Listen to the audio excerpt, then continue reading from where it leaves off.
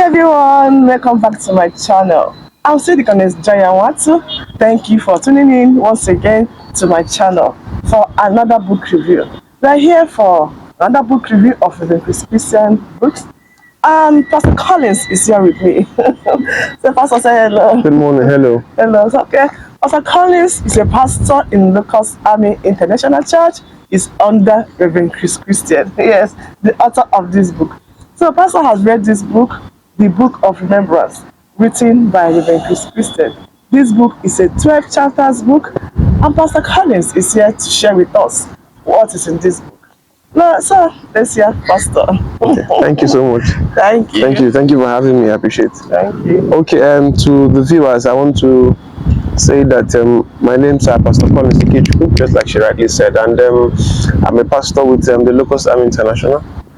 Now, the book we are talking about this morning is one of our daddy's latest book, the Book of Remembrance, and this book is loaded to the point where not just we in the church should go, look out for this book, but this book is a bestseller for anybody because it cuts beyond the church. The content of this book, and it's not just for Christians, so to say. Now, the Book of Remembrance goes to say that every one of us has a book. Every one of us has a book where the activities of our lives are being recorded. Whether the way we live our lives here on earth, be it positive or negative, whatever thing that we are doing here on earth has a book where it is being recorded. And in time to come, that book will be consulted. That book will be consulted for the future. The life that we are living today will count on somebody someday, sometime in the future. And nobody, existed on his own. We all came from certain persons. We all came from the past. You can't separate the past from the future. In fact, it is the past that moderates or controls the future. It is the past that gives way to the future. It is the past that decides what will happen in the future. So, since we came from certain persons, the way those persons live their lives is counting on us. Counting on us. Yes. Be it positive or negative. Whatever thing they did. There is this popular line of prayer we do in the church. We pray against foundation. We pray against every evil from the Father's house and all that and all that. Those things are positive. They are good. But I believe that before one will want to make such prayers, you should first of all sit down and check where you are from. Discover the stories of your background. Know the things that happen when and how. Know why certain things are happening to you. There is this story in the Bible I like, which is the story of Jabez. The Bible said that the guy was given birth to. The way they gave birth to him was painful and all that, and so the mother spoke words, and he grew up and he started suffering. So the guy got up one day and said, "Things must change. Things must change." And I'm believing that he didn't just start praying. He discovered how the circumstances that surrounded his birth, and decided to say, okay, something must have to change. That was when he now started going about changing his name and all that. So, if you are interested in future, if you have a future, then you must consider the past. And if, just in case the past, where you came from, the family, the background, where you came from, has nothing good to offer you, because everything that was done in the past is going to moderate the future and has nothing good to offer you. What you have to do is that you must begin to create another foundation, because your life too will also count on somebody. Somebody else. Your life too will also count on somebody. I say this to people that heaven and hell aside, heaven and hell is the concept of the church. Heaven and hell aside, whatever thing we are doing here on earth, we will reap the reward here on earth. Here on earth. Yes. Wow. The reward will come here on earth. It might not be you who did that thing. It will count on your sons to come. It will count on your daughters to come.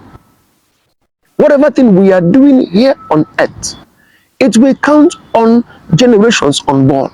And that is why I'm trying to convince somebody to live right. because there are odd seasons of men's life. There are times when things will not go as planned or as expected. So that is the time when we have to do whatever we have to do to live right, because that season will still pass. That season will still pass. But the things that you've done there, you did in that season, will not be erased, because the past will always control the future. It can't be erased. The words we are speaking now can't be erased, and that is why we are encouraged to speak positive words. The actions, the deeds we are doing now, whether good or evil, it can't be erased. Whatever thing we are doing, it can't be erased. Somebody is in the past. All things are passed away. All things didn't pass away. Didn't pass away. Didn't pass away. All things didn't really pass away, because it is still going to control the future. There is a portion of the Bible I like in Galatians chapter 6, I think from verse 7 downward, where he said that we should not be weary in well-doing. You know, he said we should not be weary in well-doing. He said, because whatsoever we reap, whatsoever we sow, we will reap. So sowing and reaping is a principle of the earth. It's a principle. It's something that can be erased. It's not only in the church that we understand sowing and reaping.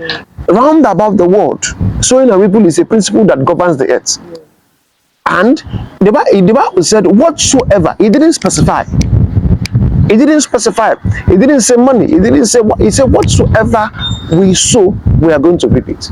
Now, since it is whatsoever, I think we should do everything possible to sow good thoughts, to sow good words, to sow good, to be nice to people around you, even in your relationship with God, because the life that we are living here on earth, we are sowing seeds. We are planting seeds. Oh, you are fasting. You are going about 100 days fasting, and you are praying for your children unborn. It's a seed you are sowing. Yes, the things you did to your neighbor, whether good or bad, you just sowed the seed, and it is recorded for you somewhere. And in time to come, that book will be consulted, because certain times people want to pray for certain things, and God is a righteous judge. You see it in this book. God is a righteous judge. He doesn't award men things that they are not deserving of. God will also consult the past. God consults the past, because the past, that's just like I said, the past didn't go away. Now, by way of rounding up, because I know that we can't exhaust the content of this book today. I'm still going to come back here to say more about this book. By way of rounding up, I want to encourage somebody that is listening to me.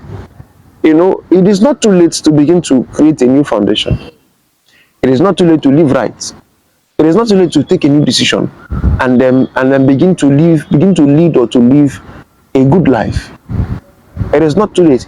If you came from a background that the background has nothing to offer you, because actually there's no background that's actually perfect. Every foundation has its own issues, has the positive and the negative. Yes. So where the issue lies many times is that the negative speaks far louder than the positive. So there's none that is perfect. Even Jesus, the background Jesus came from isn't perfect. But the birds that surrounded Jesus had to separate him from this foundation so that he can do the assignment he came to the earth to do. Yes. So I'm saying to somebody that it is not too late to live right. It is not too late to lead or to live a good life, because the life that we are living now is being recorded, and it's going to count on generations unborn. There are lots of young persons who are growing up, and they are noticing certain things around their lives. Many of them are well-meaning believers who are praying to God to give them a better future, to make things work out for them. Now, sometimes they keep praying and praying and praying. It's as if the thing is not working. It's as if the prayers they are praying is not working. It's as if it's ending in futility. It is not that. It's because, yes, they are well-meaning, they are young, they want a good life, they want a good future. They want things to work out for them. But I think every young man should, first of all, sit down to check the place he or she is coming from, and know the things that are available from that foundation, from that story, from the place he or she is coming from. Yes, maybe when I come next, I'm going to take us through scriptures where God, Isaiah spoke about Abraham and Sarah, that these persons are our foundation. That we should go and look onto these persons. That we should go look onto these persons so that we can know how to forward our lives. Yes, and sometimes in the church we sing Abraham's blessings are mine. Yes, very true. But you see, Abraham was conscious to live a kind of life, and the life he lived counted on Isaac, counted on Jacob, counted on even the 12 sons which became the 12 tribes of Israel. So I'm encouraging us to live and lead a good life. Thank you so much. Thank you so much. Thank you so much, Pastor Collins. He has taken time to give us the summary of this book, the book of remembrance. Just as the name says, everybody has a book you will remember to read. Yeah. But however you lived on earth, either positive or negative, must be recorded for you in your own book. I heard him say that whatever we sow, we will reap it here on earth. Yes. You reap it here on earth. So we need to be conscious of what we are sowing. Yes. So that we will reap what is good. Yes. Of course, when you are conscious of sowing and reaping, knowing that what you sow is what you will reap, Yes. you'll be able to sow what is good. Yes. So that you will also reap what is good. Yes. And he also said something that touched me, that however we lived on earth, we will be counted on our Some other generations to person. come. Yes. And they are innocent. They are innocent. They know nothing. Yes. The only And thing, the only yes. crime they committed is that they came from us. Almost, yes. That's the only crime they You see, committed. we need to be conscious of the fact that we are living for somebody. Yes. Yet unborn. Yes. Whatever we sow today will affect that person. So we need to sow what is right, so that our generations to come will reap what is right. Thank you so much, Pastor. You're welcome. And also said many things already in this book. So listen to it over and over again for you to get everything he said. And he has promised us that he's going to be here again next time. It will be a delight. Continue, yes, with this book. And Pastor, meanwhile, this is his first time of coming to this channel. Yeah, I invited him, I honored my invitation. I appreciate you so much. Thank you. God bless you. You're welcome. God bless you, Pastor. So, Pastor will be here again next time to continue with this book.